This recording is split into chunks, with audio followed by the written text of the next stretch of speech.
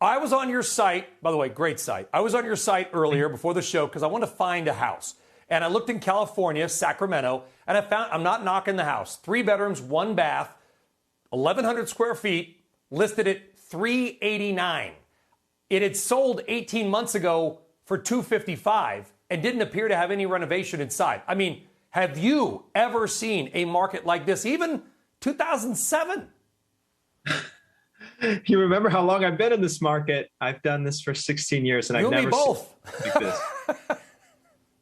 So, especially in places like Sacramento, where people are fleeing the big city, they're willing to take longer commutes because they're only going into the office once a week or once a month, or not at all. And so properties are being bid up in the center of the country, and that starts in Sacramento. So you nailed it. Well, sometimes a blind squirrel can find a nut as well, but I did happen to take a peek at where people were moving. My point is this: what kind of traffic are you seeing on your site? I mean, you are a leading indicator. If traffic goes up, home buying and home renting demand is going to heat up, because the first thing you do is look at a Redfin and figure out where you might want to look. What are you seeing right now, Glenn?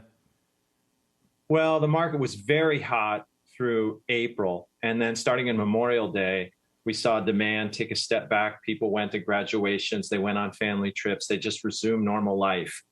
And now in July and especially August, we are starting to see more sales come through. So it is not necessarily more demand, it's just actually more supply.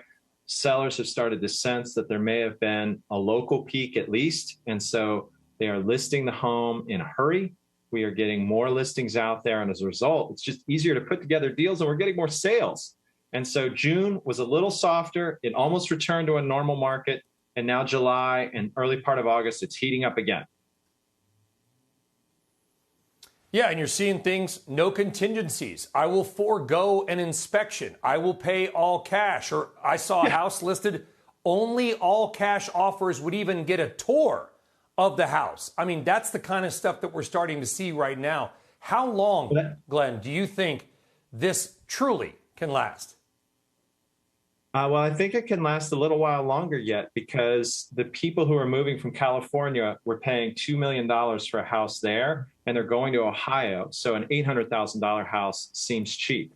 Home prices in Idaho could triple and seem like a deal. People are using monopoly money from coastal cities to buy properties in the center of the country. And the reason that folks don't want to risk an appraisal, don't want to take borrowed money, is because they know the appraisal is going to come in low relative to all the bids.